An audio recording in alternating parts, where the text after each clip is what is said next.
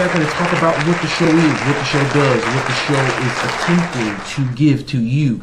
So many times in the media, the examples that I see of African Americans are negative. We're not doing anything. We're kind of just hanging out on the street corner or doing something negative is the most that I see so often in the media. The few times you see something positive, it's just few and far between. So what my job is, what my goal is, what and how the Richard Brown show is set up is to give you something positive day in and day out. This is a place where you will see African Americans' thought, action, and actual dreams are turning into reality, things that are positive, that are happening in the community by different people. So here's a place where I want you to just sit back, enjoy, learn, because I think that if you give it the time, I think if you give it the effort, that there's so much that you can gain from this. And of course, share it with your friends. So today, I have a guest, and we're going to be talking about the federal level. Specifically, we'll be talking about our government, what the government really does, and how the game is played. You hear it all the time, inside the belt line, inside the belt line. So my friend is an expert inside the belt line, and he is going to make you, in just 1 hour, an expert. Thank you. Well, you set the bar high, Richard, for making everybody an expert. I think if there was more experts that we could have had in today's political environment, we wouldn't be in the situation we're in now with the huge deficits, as well as a lot of folks really don't have that institutional knowledge as far as how government really functions. Mm-hmm. And so given that context, hopefully just want to make sure that we set the stage that government is not as difficult to understand as people would have you believe. Mm-hmm. It simply is that when this body of this land, America, was created, our forefathers put in certain rules to make sure that in those rules that all citizens were protected. Mm-hmm. Now, as government has grown, they have made sure that that protection extends to everyone, to make sure everybody has the basic resource, which means that housing, food, life, and liberty, all that together. Mm-hmm. And in that context, government is here to make sure that vital services that can't be met by the private sector, there's some entity to make sure that is governed fairly, that is distributed fairly, and that the least among us still have the opportunity to live a prosperous life. Okay. Let me pause you and make sure that we share your name and kind of what your background is. I know that we want to get into that, but I just people need to know who you are. Okay. Mm-hmm. For our viewers, my name is Victor Galloway. Right now, I am Director of Research and Policy at the North Carolina Institute of Minority Economic Development. I'm also a civil rights advocate as well as a human rights advocate. And I do a lot of work on social justice and making sure that we have parity among healthcare, education, as well as in social justice. Mm-hmm. And my background, spent many years in the financial sector, mm-hmm. In the lending side, as well as the risk side, and also in the business economic development side. I am an ordained clergy, so I also have, from the faith perspective, work within the faith community as well. So I bring a kind of a great diversity and melting pot of understanding from the grassroots issue mm-hmm, mm-hmm. all the way through from a public policy side, as well as bringing in the financial side. So I can bring in the complete spectrum as far as the risk or the appetite that we as the public see, mm-hmm. We as government entity, the role we play, and then from the private sector, the risk from being from an entrepreneur or a business owner, what do they look at? So from those three pillars, we can formulate some opinions that can help navigate us through understanding the roles mm-hmm. and the tension between the parties involved, and as well as at the end of the day, what's going to be the impact of the citizens of this country. Let me get you to pause right there, because I believe that there's not as much tension as, I'm not necessarily saying that the media is playing it up, but there are different stakeholders that I think play up the amount of tension that there is between, say, CEOs and everyday Jane person. What's your sense about what that tension is and why it's there as it relates to the different policies that you start to see come out? The tension is really based on economics. Mm-hmm. Most people can't grasp a paycheck an annual salary, I should say, of 16 plus million. Mm-hmm. They can't grasp a bonus of 33 million. Sure. When they look at their paycheck at the end of the month, they look at their W-2 at the end of the year, just the thought of what does $300,000 a week look like to me, mm-hmm. Based on most America.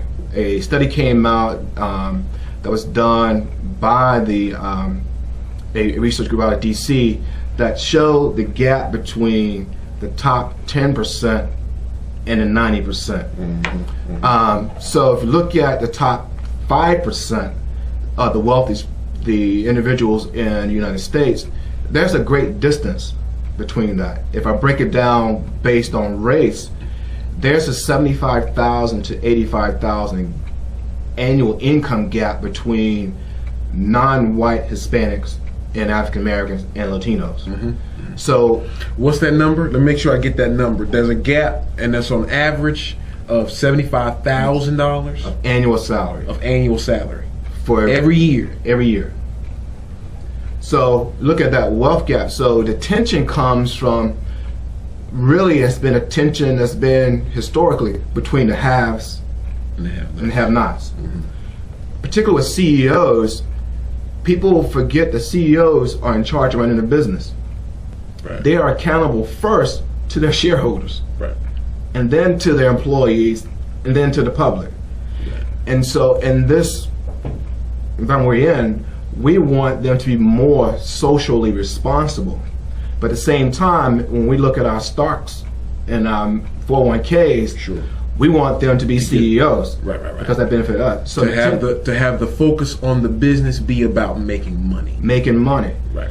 Now you can't do both and be on the cutting edge, more competitive, but you can do both and be socially responsible. But in this environment, it's so much demand to really be number one in the business world, because you're evaluated more quarterly now than you were based on your body of work. Mm-hmm. If you look at some of the companies that used to be in the blue chip companies that no longer exist now, or it has been fragmented, well, history teaches us that longevity used to be the most important, but now as quick return. Let's talk about that, because my sense is, specifically in politics, is that we are getting graded by quarterly as opposed to annually or over a 4-year period. And so do you find that the types of decisions that the politicians are actually making, specifically on the federal level, have that election issue in the back of their mind? Sure. And why is that? To me, that does not make good policy. Well, you have to remember, money follows policy, and policy follows money. It always has been and always will be. Give me an example. Give me an on the ground example on maybe a piece of legislation that has flowed through within the last year or so. The two biggest pieces that's flowed through last year. You take the healthcare reform, Affordable Health Care Act, and you take the Dodd-Frank bill, the Wall Street reform, and the Consumer Protection Act. A lot of things went into that bill that started off at maybe a couple hundred pages that grew to a couple of thousand pages. Mm-hmm. Well, those extra 1,000 pages had nothing to do particularly with the bill, but it had all to do to protect certain groups and certain association interests, mm-hmm, to make sure that they were not impacted the most. When you take certain special interest groups who spends millions of dollars a day to make sure that either word stays the same or word doesn't change, it's not so much about the people. When you get inside the belt line, and let's be kind of clear, most of it, part of it's about the people, what's in the best interest of people, but most of it is about politics. It's about a give and take. And you asked the question about politics kind of evaluate on a quarterly basis. It's more so based on the midterm basis. Means that whatever the exit is from the last election to the beginning of the next election, I see. What is the appetite? Not so much what is the need, but what is the poll says, what is the most, gets the most emotion from the public. And what does is, in this environment, is jobs. Because the impact of the economic crisis impacts jobs. So everybody's talking about job creation. And then what's the methodology to create that? And that's many different theories, many different reasons how you get to that end result. But in the middle between beginning and end, you have a lot of groups in there. You got the advocates who are on the street and see folks unemployed and what that does to community. Sure. And you got the business owner who says, well, we're making good profits. Right. And you got the lenders who are saying, well, we can't lend because it's going to be too risky because we're being regulated. So everybody has an interest, and we call that special interest. So special interest still dictates what goes on. Keep in mind that the federal government is the largest and most powerful corporation that we have. But at the end of the day, the constituents who kind of lobby their legislative person really influence them on educating them what decision they make. Can I get you to pause there? Because I think there is, without a question, a group of special interest or just interest in general who have an ability to not necessarily sway, but let's say put their information in front of their legislators, in front of the different, using their own lobbyists, using their association lobbyists in order to get information out there. I guess my question is that you also saw a whole lot of people upset about how things are being done. And as yet, there's not a clear path other than voting. So once the voting polls close, everyday Americans really have a much more difficult time being part of the conversation because special interests, because the various organizations and associations actually, in my mind, seem to be ahead of them everyday Americans as it relates to the way in which policies are written. So my question is can you foresee a way in which, a path through which everyday Americans can move up that line of constituents to be a little bit more powerful in getting their needs met? Yes, there is a way to do that, and it's been done and proven in the past. But it's very difficult. And it's very difficult for these reasons. One is that as we have come as society, technology has fragmented us. Sure. And when you look at, let's take our district, for example.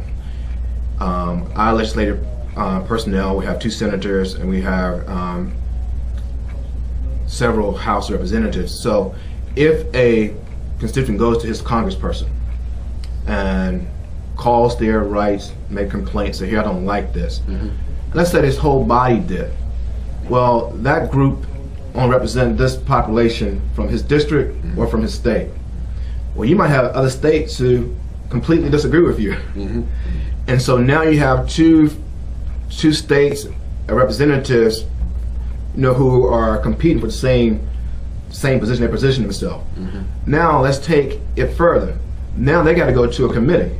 And then within that committee, you got, again, more people involved. So as you go upline from the public up through your legislator to Congress, it becomes more diluted. So the power of the people is in the vote, because once you vote, you got to wait. Right. You got to wait till the next election. You're the back of the line. Unless you can get a issue that galvanize the public together. There's a outcry that says, here, this is wrong.